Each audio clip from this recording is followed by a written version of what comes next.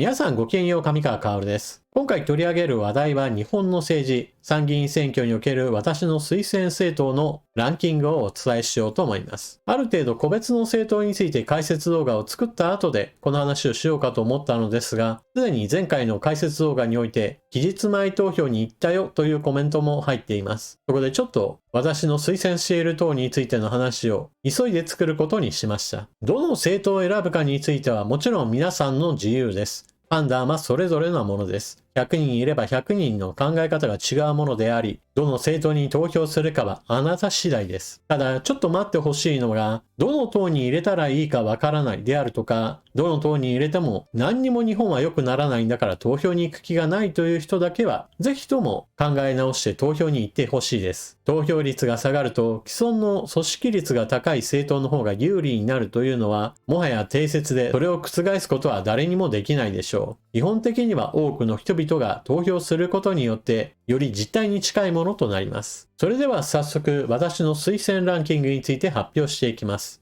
なお、現時点での話であり、年月が経てば当然のようにこのランキングは変動するものだということをご了承ください。まず第1位の発表から始めましょう。第1位は新党チーム未来です。チーム未来はこの参議院選挙に向けて発足したばかりの新党です。しかし、その党首庵野貴博氏は東京都知事選挙に出馬していたことから、東京方面での知名度は非常に高いでしょう。ただ、全国的に言えば、まだその知名度は十分なものではありません。東京都知事選挙においては、小池百合子氏の都政継続か、それに反対するかといった大陸軸で話されることが多かったわけですが、庵野氏はそうした話ではなく、いかにして行政などをソフトウェアの力を使って改善していくかといったことを訴えていました。いわば政策を前面に出して戦っていたわけです。その上で15万票を得ました。今回の参議院選挙においても、いかにして道具をうまく使って政府、行政、自治体、そして私たちの生活に対する改善ができるかを提案する政策を並べてきています。党首の庵野貴博氏が AI エンジニアと肩書きをつけていますが、実際にはプログラミングについて明るい起業家もしくは作家といった感じで受け止めた方が良いでしょう。彼が重視しているのは道具としての AI が非常に発達しており、これを大いに活用することが日本の役に立つことを述べています。わかりやすい例として一つ挙げましょう。チーム未来のメンバーのうち、たった一人でも国会議員になれば、日本の政府や行政に対する良い影響、そして現実的な利益を生み出すことができるとしています。いかにして実現するか、それは、国会議員1人につき政党交付金1億5000万円程度が出てきます。このお金、普通の政党であれば、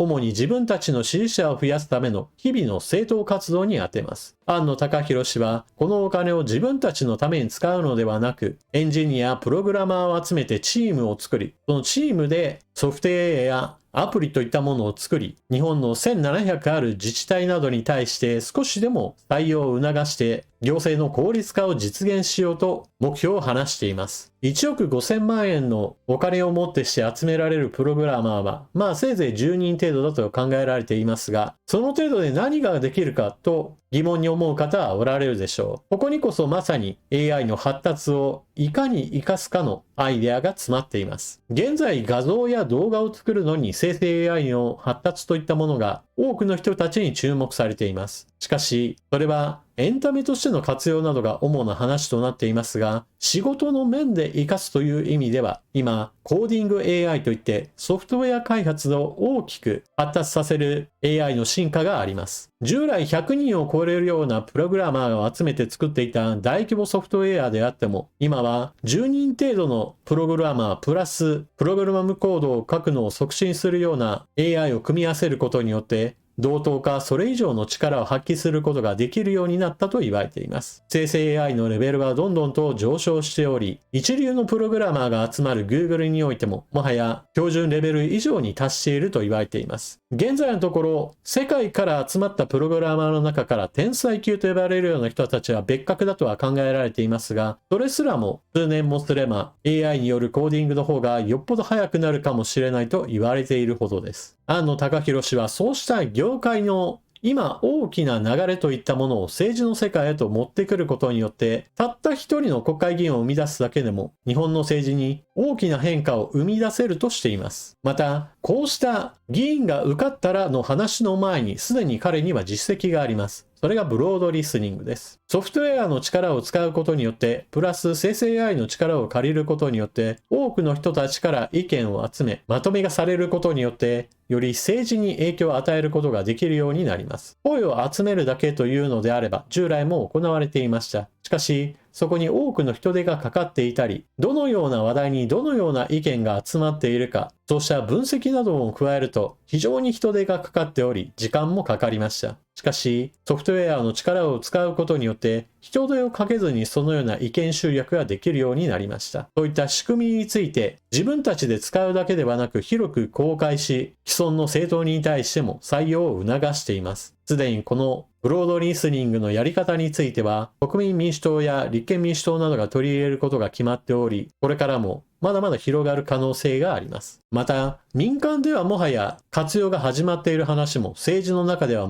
全く縁がないといったこともあります。国会議員においては、まだまだデジタル端末に不慣れな人も多く、不慣れというレベルを超えて拒絶する人たちもたくさんいます。例えば国会では紙の資料が非常にたくさん使われています。印刷するにも、それを廃棄するにも、税金が大量に使われているほどです。そうした紙を使うのをやめよう、ペーパーレスを進めようとしてデジタル端末を採用しようとすれば、タブレット端末を国会内で使うなんて品位がないなんていう意味不明の理由で拒絶されています。今の技術をどんどんと取り入れようと考えれば、どうしてもより使いこなせる世代の人たちが議会へと送り込まれていかなければなりません。チーム未来の場合だと、出馬している人たちの平均年齢が35歳と若く、そういった面では、政界の若返りといった面でも非常に影響を与えるメンバーです。ただ、ここまでの話を聞くと、なんだか AI みたいな話で技術面だけを押してくるなと思われるでしょう。しかしこれはあくまでもいかにして道具をうまく使うかの話であって、目的としては道具を使うことそのものではありません。基本的には日本をいかにして良くしていくか、そのために有効な道具があるんだからそれを活用しようと言っているだけです。では、チーム未来が目指しているものは何かといえば、結局のところ、ものすごく王道な日本を立て直して、経済を良くし、人々の生活を向上させるという話です。そのためには、時代遅れになった行政などについてどんどんとアップデートをしていかなければならないし、人手不足が進んでいく中において、新しい技術を活用することによって、少ない人数でより多くのことができるように、社会を維持していく。そしてその上で、無駄を省き、効率化を図り、余剰の力をもってして未来へと投資を進めていく。そうした次世代を生み出していくための仕組み作りをしようとしているわけです。この新しい仕組みを作っていくという話は、チーム未来のマニフェストにも反映されています。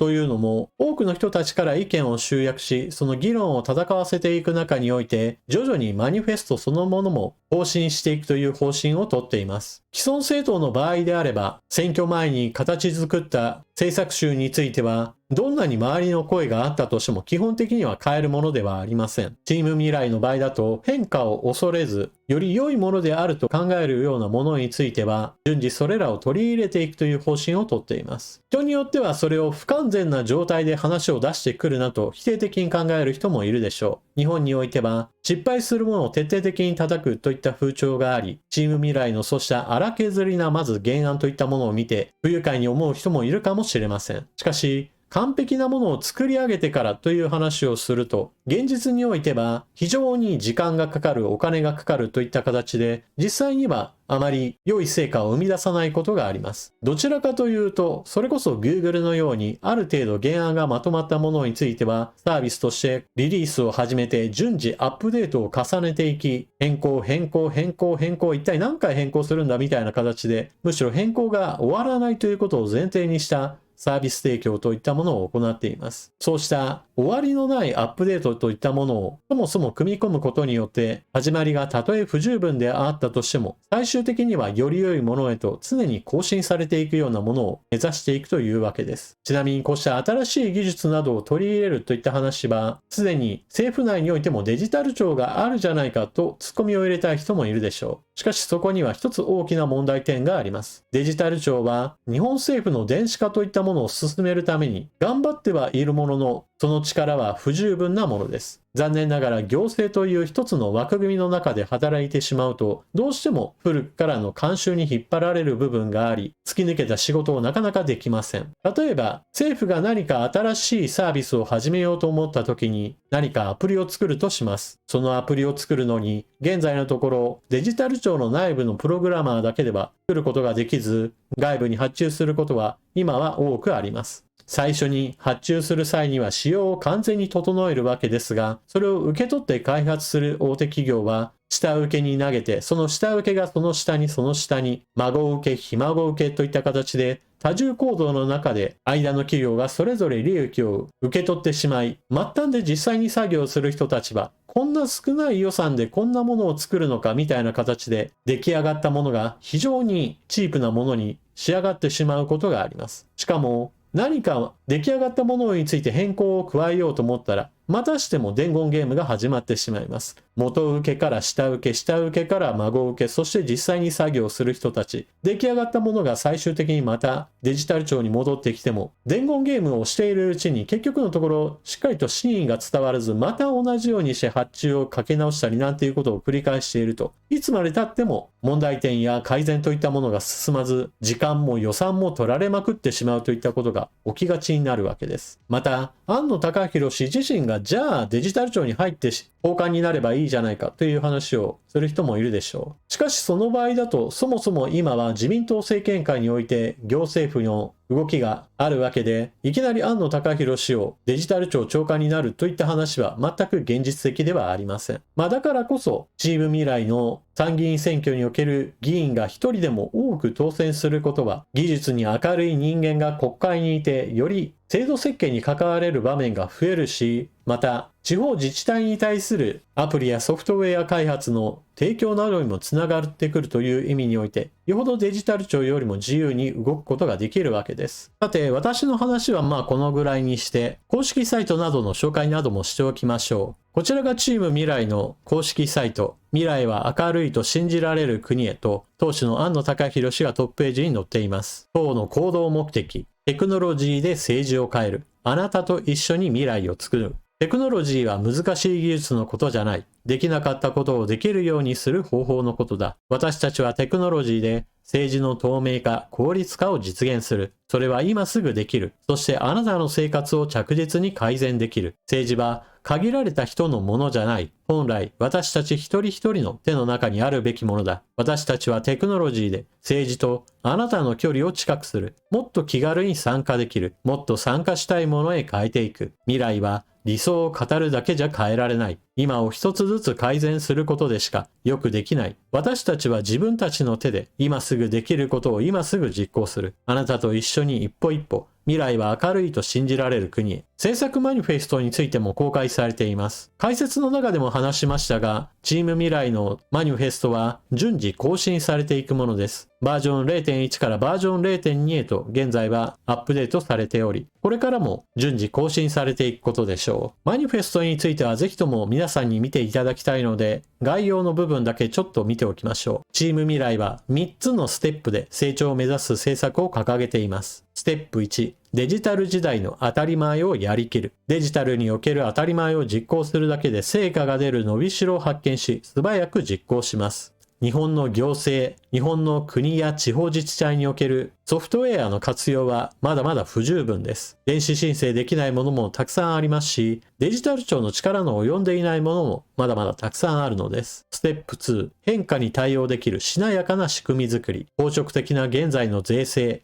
教育、医療制度を変化に迅速に対応できるしなやかな制度に再構築。ステップ3、長期の成長に大胆に投資する。ステップ2で生み出した余剰資金を子育てや新産業創出、科学技術、文化振興に持続的な投資を実行します。テクノロジーを使って効率化をするという話をすると、何かコストカットだけの話に思える人も多いでしょう。しかし、それはあくまでも次の投資を行うための準備段階の話です。最終的に何がやりたいかといえば、日本の成長のためにいかにしてお金を生み出し、お金を投下していくかです。ちょっと動画としては長くなってきたので、この辺りでやめておきますが、基本的にはチーム未来のマニフェストなどについては、公式サイトで概要版とそして詳細版が2つがあり、詳しく見たい人は詳細版の方に目を通すと良いでしょう。大事なのは、少数政党であろうともとにかく1議席でも取れば、それを元にして、チーム未来は国や地方自治体に対して確実に良い影響を与え始めることができることです。この点が他の少数政党とは全く異なる部分です。なぜならば、他の政党においては基本的に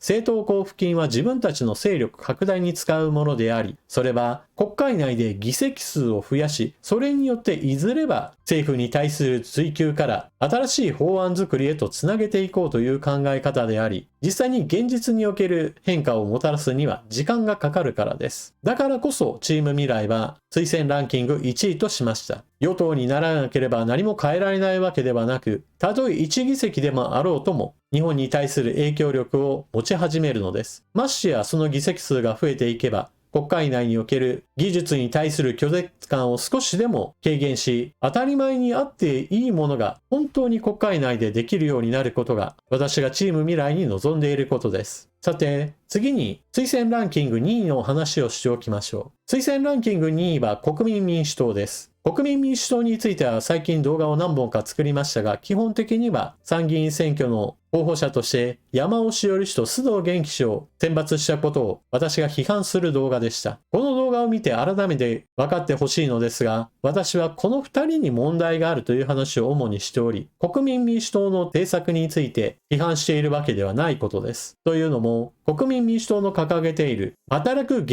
役世代の手取り収入を増やすためには、控除をしっかりとつけるであるとか、減税をある程度しなければならないといった話については大いに賛同しますし、また政治姿勢として対決よりも解決を求めるこの姿勢もまた非常に重要なものです。というのも、野党第一党である立憲民主党に対して私は非常に辛辣な評価を下しており、全く投票に値しないと考えています。立憲民主党は長く野党第一党ではあるものの、基本的に足を引っ張る、批判をする、国会でクイズ大会を開く、もうバカなんじゃないかと思うぐらいのどうしようもなくいらない政党だと考えています。例えばよく世論調査において自民党以外の政党でどこかの党が主導する政権が発足するとした場合において、立憲民主党の方が良いかどうかみたいな話を聞く場面があります。私は自民党にはたくさんの問題があるとは思っていますが、立憲民主党主導といったものは、これはひどいことになるだろうと考えています。国民民主党にはぜひとも野党第一党になって、国会の場における戦いといったものを政策論争へと変えていってほしいものです。さて、本当に動画としてはちょっと長くなりすぎたので、私の話はこのぐらいにしておきましょう。この後は、チーム未来庵野貴博氏の街頭演説を撮影してきたので、そちらをご紹介しておきます。というわけで私の話はここまで。私の話を最後まで聞いてくださりありがとうございました。それでは次の動画でまたお目にかかりましょう。またね。私、新党チーム未来、新党チーム未来の党首、庵野貴博でございます。よろしくお願いいたします。皆様、まだ多くの方は、この新党チーム未来、名前も聞いたことない方たくさんいらっしゃると思います。それもそのはずです。なぜなら、この新党チーム未来、できてまだ2ヶ月の政党でございます。我々自分たちのことをベンチャー政党、スタートアップ政党と呼んでおります。私たちのような新しい、そして若い力が国政に入っていくことによって、日本の政治、変えていけると思っております。ぜひ皆様、チーム未来のことを知っていただきて、そして周りに広めていただきたいと思っております。よろしくお願いします。ちょっとですね、キュッとなっていただけると嬉しいなと思います。あと、点字ブロックを踏まないでいただけるといいなということで、周りの方にご迷惑をおかけしない形で、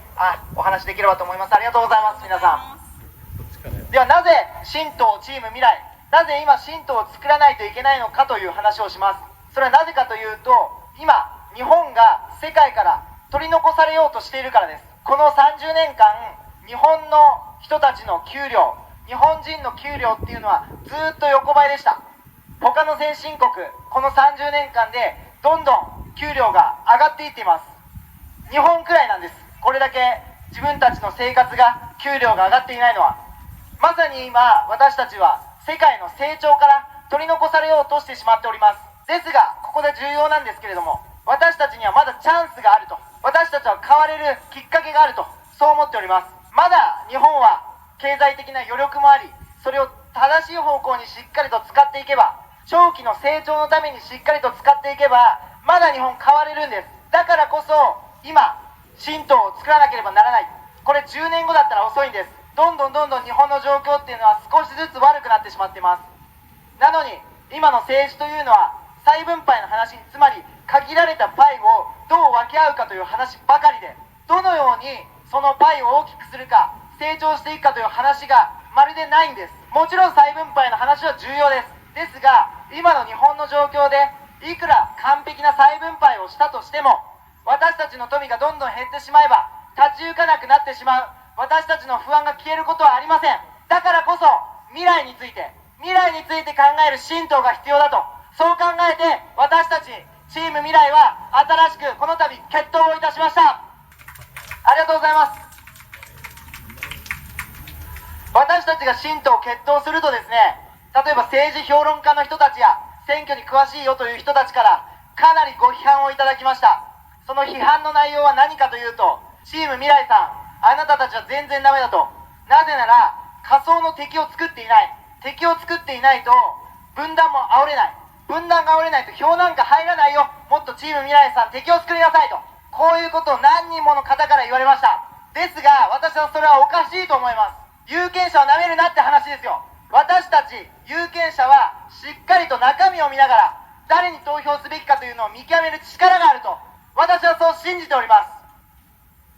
昨年の東京都知事選挙、私が出馬した時は完全に無名の状態でございました。その完全に無名な状態でテレビも新聞も全く私のことを取り上げてなかった状況から、たった1ヶ月で15万票の得票をいただくことができました。この15万票という数字は過去の都知事選の中で30代では最も得票率が高い。そして政治経験もなくて政党の支援もない本当の無所属の候補の中でも過去最大の票数でございました。これができたのはなぜかというと、皆さんの有権者の方のですね、見極める力が、自分たちで見極める力があったからだと思ってます。だからこそ私たちチーム未来は分断を煽ることもなく、相手を貶めることもなく、正々堂々とまっすぐ政策を打ち立てて訴えていきたいと、そう思っております。ありがとうございます。私たちの訴え、実はマニフェストをすでに公開させていただいておりますが、このマニフェスト、非常に高い評価を今外部の研究機関からいただいております。マニフェストの出来栄えチェックというものを早稲田大学の研究機関が出しているんですが、実はですね、例えば自由民主党さんが35点くらいのところ、公明党さん40点くらいの中で、我々が55点で最も高い、他の政党と比べても最も高いマニフェストの出来栄えだと評価いただいているんです。私たちベンチャー政党です。できて2ヶ月、まだまだ組織力もございません。ですが、ちゃんとですね、政策を訴えている。そのことは間違いないと思います。じゃあ何を私たち、ちょっと中断します。サイレンの音が鳴っております。では、私たち政策どのようなものを訴えているのかというお話をさせていただきます。まず、我々重要だと考えているのは物価高対策です。物価高対策に関しては、やはり手取りを増やしていくこと、これが重要です。その時に他の政党さん、消費税減税、所得税減税訴えておられますが、私たちが最も力を入れたいと考えているのが社会保険料の減免です。これ皆さんご存知かもしれませんが、社会保険料というのが実は現役世代にとって最も大きな負担になっております。例えば年収が300万円くらいの世帯であれば、所得税は 7% 程度です。そして消費税は使った額のうちの 10% くらい。ただ社会保険料というのは 30% です。300万円であれば90万円が個人と会社の折半によって支払われています。所得税 7%、消費税 10% と比べると、この社会保険料 30% という数字は非常に大きいです。だからこそ私たちはこの社会保険料、この20年間ずっと上がり続けてきた社会保険料をこの税収が増加している今、ちゃんとしっかりと押し下げていく、これが最もですね有効な手段だと考えております。ありがとうございます。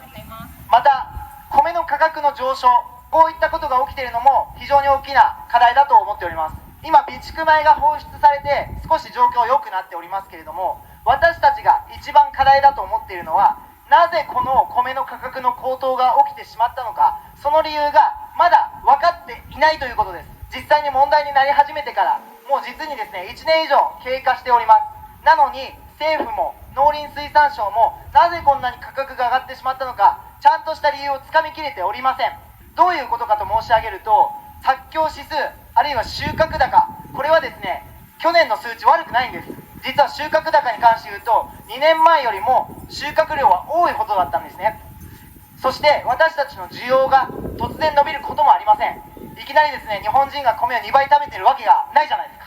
なので収穫はできているのに需要は同じなのに、なぜか米の値段が2倍になってしまっている。で、私たちはこの問題、何が一番課題なのかを分かるためにちゃんとですねシステムを作ってデジタルテクノロジーでどこにどれだけのお米があるのか、これをちゃんと見えるようにすることを提案しております。そんなことできるのかとおっしゃられる方いらっしゃるかもしれませんが、実は今すでにですね米トレーサビリティ法という法律でどこからどれだけのお米がやってきているのか、それを卸業者も小売店もちゃんと記録をつけなくちゃいけなくなっております。ですが一つ問題があって、この記録紙で行われているんですね。紙で行われているがゆえに全体像を政府も把握することができていません。ここでシステムを作ってちゃんと米の見える化、米がどこにあるのか、パニックになるほどのことがあるのかないのか、誰かが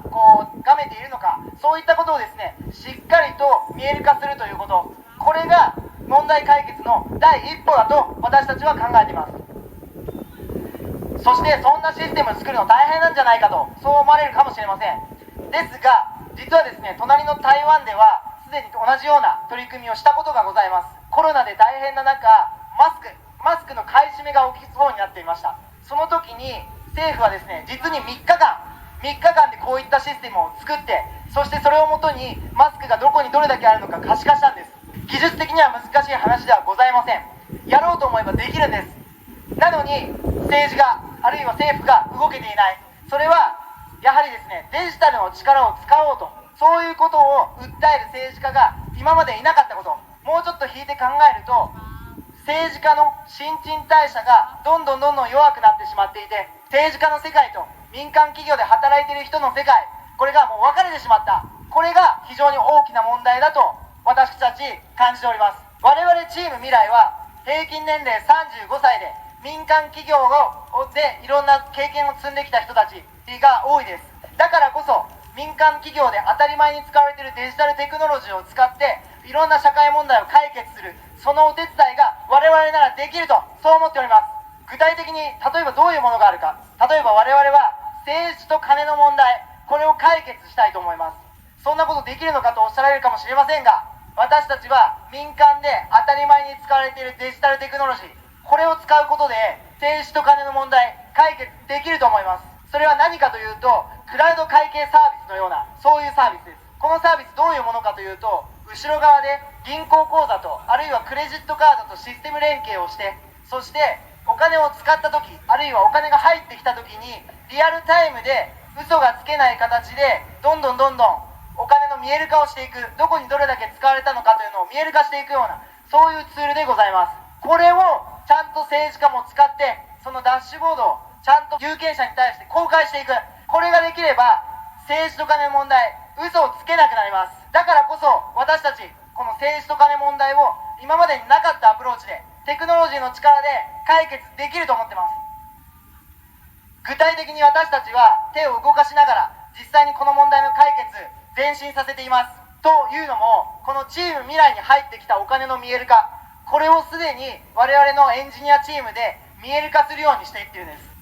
私たちチーム未来のウェブサイトを見ていただくと、どこから何件お金が入ってきたのかリアルタイムで可視化されてるんです。我々はこういったサービスをちゃんと作ることで、ちゃんと使いこなすことで、そして他の政治家さんにもですね、オープンソースで無料で使えるような形でどんどん広めていくことによって、今までと違った角度で政治と金の問題終わらせていきたいと、そう思っております。ぜひ皆さんチーム未来を応援していただいて、一緒に政治と金の問題を終わらせましょう。ありがとうございます。今2025年というのは貴重なチャンスです。我々みたいな平均年齢35歳出来たてのスタートアップ政党、ベンチャー政党が実際に国会の世界に入っていくチャンスがあります。これはですね、例えば自公が安定多数を取っているようなそういう時期だと、私たちみたいな新しい勢力が、チャレンジャーが実際に国会に入っていくこと非常に難しいです。ですが今なら、2025年の今なら、我々みたいな人たちが、チャレンジャーが入っていくチャンスがあります。ぜひ皆さんチーム未来を知ってください。応援してください。そして一緒にですね、今までの声が届かなかった政治、変わらなかった政治を終わらせて、新しい私たちの声が届く政治を一緒に始めましょう。ありがとうございました。学生政党要件をチーム未来が満たしたら、私は永田町にですね、エンジニアチームを作りたいと思ってます。永田町にというエンジニアの国会議員集団を作りたい。国会議員じゃなくてもいいんですけれども、永田町のために働くようなエンジニアチームっていうのを作ってですね、そこで様々なデジタル公共財をオープンソースで作っていくっていうことができるんじゃないかと思うんですよね。なんかあれですね、政党交付金をそういうチームを作るのに当てると、選挙じゃなくてそれに当てると、どういうことですか、具体的に。政党交付金っていうものがございまして、国政政党要件満たしたらですね、大体年間 1.5 億円くらい、ミニマムで 1.5 億円くらいの政党交付金が各政党に支給されているんですよね。で他の政党とかだと選挙活動に投下する資金として使われることが多いんですけれども、我々はこれを使ってエンジニアチームを永田町に作りたいと思ってます。これをやることによって多分10人規模くらいのエンジニアリサーチャーを集めたチームは作れると思っていて、10人って聞くと少ないって思われるかもしれないんですけど、今のソフトウェア開発の現場ってかなり少数のスモールチームが AI によってブーストされててですね、最近の AI 企業って例えばカーソルとかデビンとかそういうですね、新しいユニコーンが出てきてるんですけど、これみんなですね10人とか20人のチームでやってるんですよ。ので今の2025年の今であればソフトウェアエンジニア10人集めれば相当の馬力が実は出るっていうのが、AI で、でかつ我々はこれオープンソースで全部公開していきたいと思ってるので、普通の営利企業だと10人だったら10人の中で開発しきらないといけないんだけれども、これオープンなので、その課題に対して問題意識がある人は、日本全国から集まったコミュニティっていうのを、開発者コミュニティですね、オープンソースコミュニティを作れるので、例えば仮に1人当選するだけでも10人規模のコアチームができて、そこの外側により大きなコミュニティができると思ってます。なるほど。これよく聞かれる質問に今後なるかもしれませんが、なんで行政府じゃなくて立法府なのか、デジ庁にそれなりの役職で入ればいいんじゃないかっていう発想もありますけど、なんでそこは立法府に入って政党交付金でチームを作るっていう選択肢を取られたんですか。はい、そこがまさに先ほど申し上げていたところと関連してて、今のやり方のままだと不確実性の高いデジタル公共財ソフトウェアっていうのをやはり作れないと思うんですね。事前に全てを計画してから発注先を決めて発注して研修をしてっていうプロセスだとどうしても機動的な動きができないと思ってます。むしろ今必要なのっていうのはこういうようなソフトウェアが必要じゃないか、こういうアルゴリズムが必要じゃないかと言ったらですね、3日くらいでわーっとプロトタイプを作ってこういうプロトタイプとこういうプロトタイプ作ったんだけどっていう形で現物を見ながら、じゃあこういう仕様がいいよねってディスカッションできるってことだと思ってます。永田町にもしエンジニアチームがあれば、いろんなそういうソフトウェアの需要であるとかアルゴリズムの需要があった時に、それをですね機動的に作りながら各省庁であるとか他の国会議員さんと連携しながら、パワーポイントのスライド上じゃなくて、ものでコミュニケーションしながらどういう姿があるべきなのかっていう議論ができるようになると思うんです。それもオープンソースにするので、実際にその後それをそのまま発注しましょうとなった時もですね、参考実装がすでにあるわけですよね。参考にできるものがあるので、その先の後期っていうのもぐっと圧縮できるんじゃないかと思ってます。そういう意味で実は国政政党を成立させることってものすごいインパクトがあるんじゃないかなと思ってるんですね。なるほどな。今の AI っていう力を借りればちっちゃいチームでゲリラ的にもう物を作って示して行政を DX 化できるんじゃないかっていうことですね。おっしゃる通りです。デジ庁ってめちゃくちゃ人いるじゃないですか。いろんな企業から出向してきてるじゃないですか。あん中に多分エンジニアもいるんですよね。エンジニアもいらっしゃいますよ。なんで自分たちでで作れないですか？自分たちで作ろうっていう活動もされてってると思います、がやっぱりまだ全体の中から見るとそんなに多くはないっていうことで、これがどんどん拡大していくと思いますね、自分たちで作ろうっていう動きは拡大していこうとはガブテック東京のデジ庁さんもやろうとしてると思うんですけど、スピードの問題がやっぱりあると思ってます。既存のとかそうですね、既存の観光として、今までのソフトウェアの作り方から新しいやり方に変えるっていう時のちょっとずつしか変わっていかない、そこのスピードをもうちょっと上